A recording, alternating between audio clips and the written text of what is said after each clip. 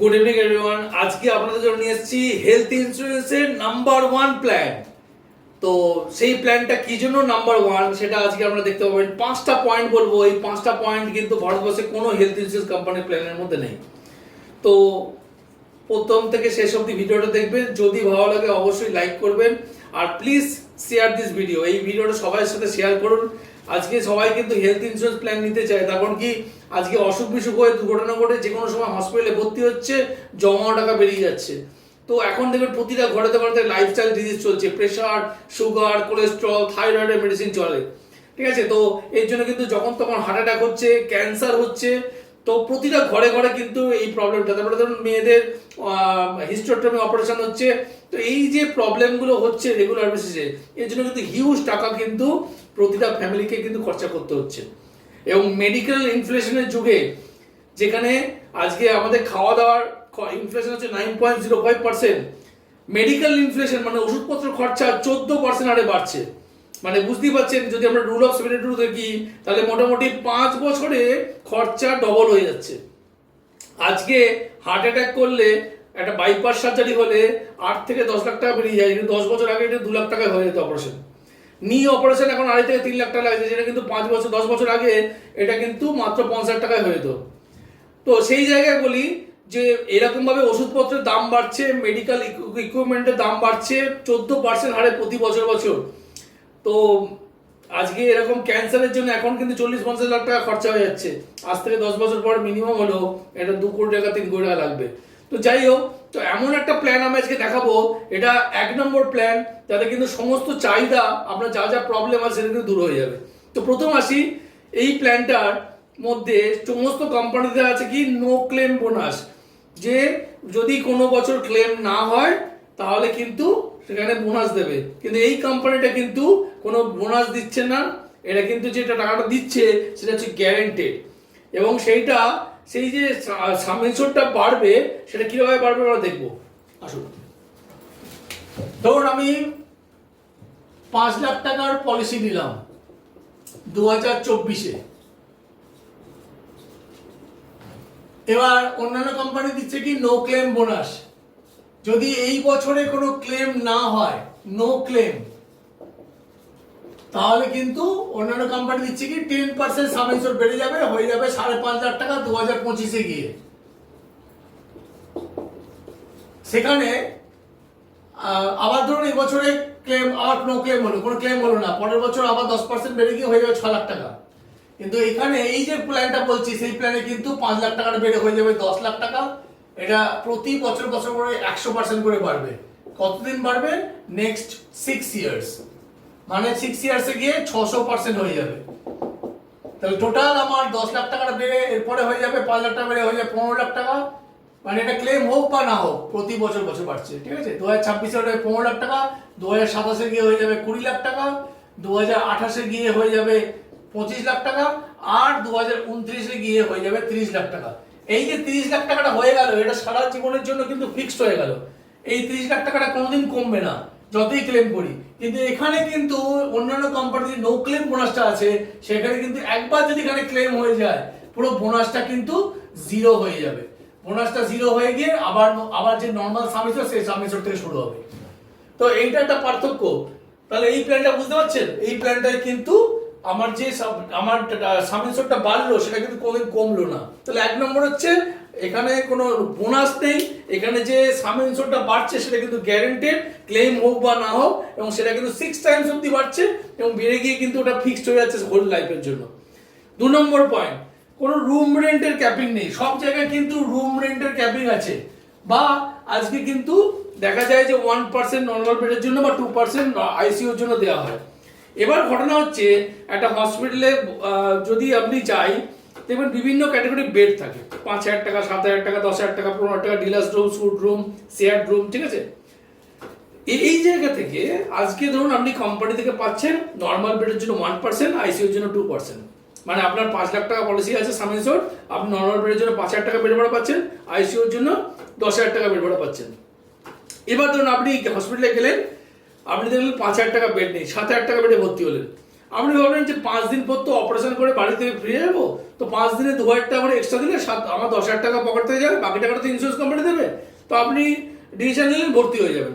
এবার ভর্তি হয়ে গেলেন, 5 দিন পর অটোমেটিকভাবে বিল হলো 5 লাখ টাকা, সাম ইন্স্যুর 5 লাখ টাকাই বিল হলো। এবার দেখছেন 10,000 টাকা নয়, আপনি ইন্স্যুরেন্স কোম্পানি আপনাকে দিচ্ছে 3 লাখ টাকা, মানে 10,000 টাকা বাদ দিয়ে 4,90,000 পাওয়ার কথা। আপনি বলছেন যে 4,90,000 টাকা ইন্স্যুরেন্স কোম্পানি দেবে আর 10,000 টাকা আপনি পকেট থেকে দেবেন, কিন্তু সেই জায়গায় 10,000 টাকা নয়, আপনাকে পকেট থেকে দিতে হচ্ছে 2 লাখ টাকা। কেন? তার কারণ হচ্ছে প্রতিটা জায়গায় মনে রাখবেন যে রুমের সাথে সবকিছু লিঙ্ক থাকে, সমস্ত এক্সপেন্সেস। রুম ক্যাটাগরি যেরকম সেরকম কিন্তু ডক্টরের ফিস, সেরকম অপারেশন চার্জ। তো ধরুন 5,000 টাকা বেড, আপনি যে রোগের জন্য ভর্তি হয়েছেন তার জন্য ডক্টরের ফিস হচ্ছে 65,000 টাকা, অপারেশন চার্জ হচ্ছে 2 লাখ টাকা। যেই আপনি 7,000 টাকা বেড়ে যাবেন তখন ডক্টরের ফিস হয়ে যাবে 40,000 টাকা, অপারেশন চার্জ হবে 3 লাখ টাকা। এর পাশাপাশি যে আদার্স এক্সপেন্স সেগুলো তো বাড়ছেই। তো ফলে কি হচ্ছে, আপনার যত টাকা আপনার সামনে আমার এক্সপেক্ট করছিল যে এই টাকা বেড ভাড়াটা যে এক্সট্রা দিলেই আপনার হয়ে যাবে, সেটা কিন্তু নয়। তার সাথে যেহেতু সমস্ত এক্সপেন্সগুলো লিঙ্ক আছে, ফলে পুরো টাকাটা আপনি ক্লেম করতে পারছেন না। তো যেখানে যে পলিসিতে রুম রেন্টের ক্যাপিং আছে সেই পলিসি কখনো নেবেন না। তো এই পলিসিটায় আমি গিয়ে লাস্টের নাম বলছি, কোন প্ল্যানটার কথা বলছি। তো এই প্ল্যানটার মধ্যে কিন্তু কোনো রুম রেন্টের 3 নম্বর পয়েন্ট, এই যে পলিসিটার মধ্যে আনলিমিটেড অটো রিচার্জ আছে। সব কোম্পানি কি দেয় যে আমার 5 লাখ টাকা পলিসি, আমার 5 লাখ টাকা পলিসি যখন শেষ হবে তখন গিয়ে আমার একটা নতুন আবার সাম ইন্স্যুর দেওয়া হবে। ধরুন আজকে একটা হসপিটালে ভর্তি হলেন, 5 লাখ টাকা পলিসি আছে আপনার, আপনার 4 লাখ টাকা খরচা হয়ে গেল, 1 লাখ টাকা পড়ে থাকলো সারা বছরের জন্য প্রতিটা ফ্যামিলি মেম্বারের জন্য। তাহলে কি আপনি যদি ফ্লোটার নিয়েছেন, একটা প্রিমিয়াম পুরো ফ্যামিলি কভারেজ, এবার পুরো ফ্যামিলির জন্য 1 লাখ টাকা পড়ে সারা বছরের জন্য। এবার আপনি সেম রোগের জন্য বা অন্য কোনো রোগের জন্য বা অ্যাক্সিডেন্টের জন্য আবার সেই বছরের মধ্যে আপনি বা আপনার পরিবার কোনো মেম্বার হসপিটালে ভর্তি হলেন, আবার 5 লাখ টাকা বিল হলো। এবার ইন্স্যুরেন্স কোম্পানি কত টাকা দেবে? যে টাকাটা পড়ে আছে 1 লাখ টাকা সেটাই দেবে, সেটা বাস্তবিক। কিন্তু এখানে আপনি কিন্তু পুরো টাকাটাই ক্লেম করতে পারবেন। কিরকম ভাবে? ধরুন আপনার 5 লাখ টাকার মধ্যে 4 লাখ টাকা খরচা করে দিয়েছেন, 1 লাখ টাকা পড়ে আছে, আবার কিন্তু এই কোম্পানি আবার 5 লাখ টাকা সাম ইন্স্যুর অ্যাড করে দেবে, মানে আপনি পরের বারে আপনি 6 লাখ টাকা ক্লেম করতে পারবেন, 5 লাখ প্লাস 1 লাখ 6 লাখ ক্লেম করতে পারবেন। তো এবং এটা unlimited time, unlimited auto recharge. তো অন্যান্য কোম্পানি রেস্টোরেশন দেয়, মানে সাম ইন্স্যুরটা শেষ হবে তবে গিয়ে সাম ইন্স্যুর দেবো, তাও আবার 2 টাইমস বা 3 টাইমস, এর থেকে বেশি দেবো না। কিন্তু এখানে হচ্ছে আনলিমিটেড অটো রিচার্জ, কোনো শেষ হওয়ার ব্যাপার নেই। সে একবার ট্রিগার করলে পুরো সাম ইন্স্যুরটা নতুন করে দিয়ে দেবে, যে পুরোটাই আপনি ক্লেম করতে পারবেন। তো 3 নম্বর পয়েন্ট বুঝতে পারলেন। 4th পয়েন্ট, এখানে আছে কোনো ডিজিজ ওয়াইজ কোনো ক্যাপিং নেই, কোনো অ্যাম্বুলেন্সের চার্জও ক্যাপিং নেই। অন্যান্য কোম্পানি কি দেয়, ক্যাটারাক্টের জন্য 25,000 টাকাই দেবো, পাইলসের জন্য 25,000 টাকা দেবো, হার্নিয়ার জন্য 30,000 টাকা দেবো। তো এই যে ভাগ করে দিয়েছে ডিজিজ ওয়াইজ ক্যাপিং। তারপরে হচ্ছে যে কোনো লিভার ট্রান্সপ্লান্ট যে করবে তার ট্রিটমেন্টের জন্য সাম ইন্স্যুরে 10% খরচা করবো, কিডনি ট্রান্সপ্লান্টের জন্য 10%, মানে ডোনারের যে ট্রিটমেন্টে তার জন্য 10% কাউন্ট করবে সাম ইন্স্যুরে। তো অ্যাম্বুলেন্সের জন্য ম্যাক্সিমাম সারা বছরে 5,000 টাকা দেবো। এই যে লিমিট করা আছে, এখানে কোনো লিমিট নেই, আপ টু সাম ইন্স্যুর অব্দি পুরোটাই ক্লেম করা যাবে। সে ডোমিসাইলারি ট্রিটমেন্ট হোক, অ্যাম্বুলেন্সের জন্য খরচা হোক, বা ডোনারের জন্য যে ট্রিটমেন্ট হবে তার খরচা হোক। তো কোনো ডিজিজ ওয়াইজ কোনো ক্যাপিং কিচ্ছু নেই, পুরোটাই পুরো আপ টু সাম ইন্স্যুর।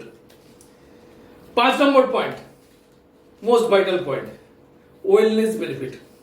যত হাঁটবেন প্রিমিয়াম কমবে। ঠিক শুনেছেন, যত হাঁটবেন প্রিমিয়াম কমবে। কিরকম ভাবে?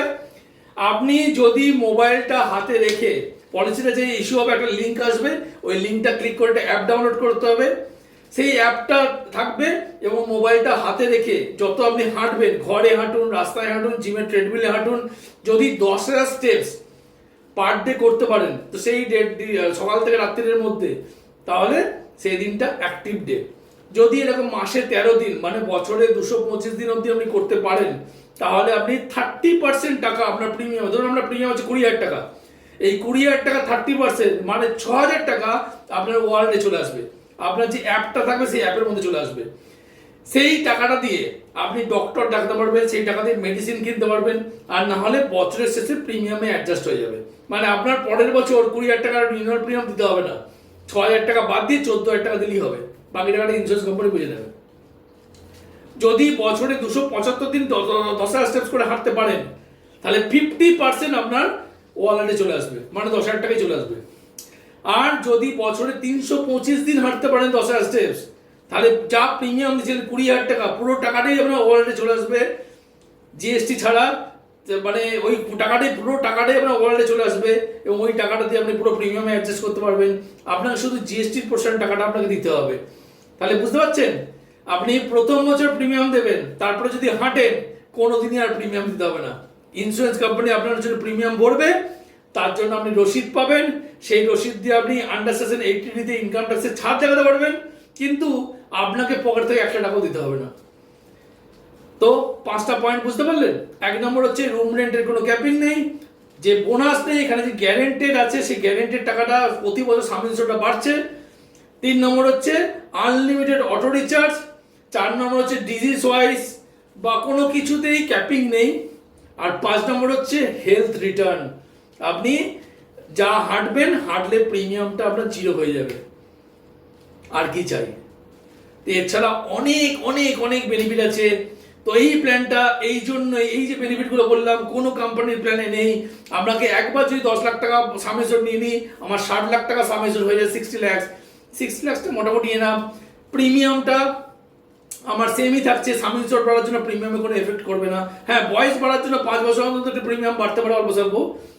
আরেকটা ভাইটাল পয়েন্ট আমি বলতে ভুলে গেলাম, সেটা হচ্ছে যে কোনো ডিজিজ যদি আগে থেকে থাকে, সেটার জন্য কিন্তু আইআরডি নিয়ম অনুযায়ী 3 বছর ওয়েট করতে হয়। তো এই যে লাইফস্টাইল ডিজিজগুলো বলছিলাম, এই লাইফস্টাইল ডিজিজ তো ঘরে ঘরে, প্রেশার, সুগার, কোলেস্ট্রল।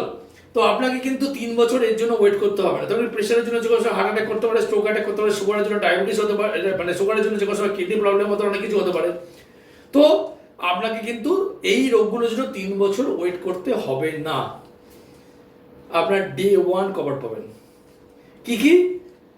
অ্যাস্থমা মানে ব্লাড প্রেশার, কোলেস্ট্রল, ডায়াবেটিস, মানে ABCD, asthma, blood pressure, cholesterol, diabetes day 1 তে কভার পাবেন। এরপর পাবেন সিওপিডি, হাঁপানি। তারপরে পাবেন হচ্ছে ওবেসিটি, আর হচ্ছে যদি স্টেন বসে থাকে সেটাও কিন্তু ডে 1 তে কভার পাবেন। আপনাকে 3 বছর ওয়েট করতে হবে না। তো এই রিলেটেড যা কিছু ক্লেম হোক, পুরোটাই ডে 1 তে ক্লেম পাবেন। আর কি চাই? আরো অনেক বেনিফিট আছে। তো এই প্ল্যানটার নাম আসি, এই প্ল্যানটা হচ্ছে Aditya builder active 1 max. Max মানে ম্যাক্সিমাম। তো প্রত্যেকে যদি আপনার কোটেশন চান, আপনার ডেট অফ বার্থ পাঠান, পিনকোড পাঠান, আর রেগুলার কোনো যদি মেডিসিন চলে তার ডিটেলস পাঠাবেন, জন্ম থেকে আজ পর্যন্ত কোনো অপারেশন হয়েছে কিনা তার ডিটেলস পাঠাবেন। তারপরে আমি আপনাকে কোটেশন দেবো। দেখবেন অন্যান্য কোম্পানির প্ল্যানের থেকে অনেক চিপ প্রিমিয়াম, অনেক কম প্রিমিয়াম, কিন্তু বেনিফিট অনেক অনেক অনেক। তো যদি এটার কোটেশন চান অবশ্যই আমি দেবো।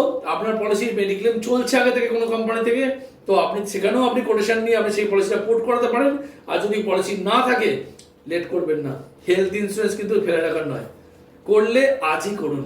হেলথ ইন্স্যুরেন্স একদমই লেট করা উচিত নয়। তো আমার ভিডিওটা যদি ভালো লাগে প্লিজ শেয়ার, আপনি এই ভিডিওটা শেয়ার করুন সবার সাথে, আর যদি ভালো লাগে লাইক করবেন। ধন্যবাদ।